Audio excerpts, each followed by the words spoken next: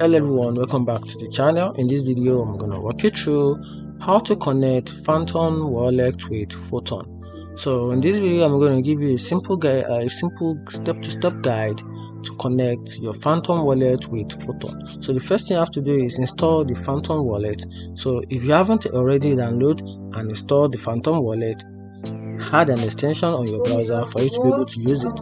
After that, open the Photon wallet extension and either create a new wallet or log into your existing one. So once you do that, go to the Photon wallet platform on your web browser.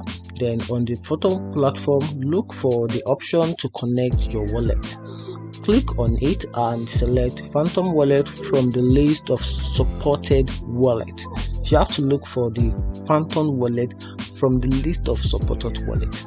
So you have to once you find it, then authorize connection. So you to be able to authorize your connection, a pop-up will appear from the Photon wallet asking for your authorization to connect your Photon wallet to your Photon wallet. Now confirm the connection. Once you confirm the connection, then the two wallets will be connected. Once connected, you can start using Photon with your Photon wallet for various transactions and activities, and that is how you can simply connect Photon wallet with Photon.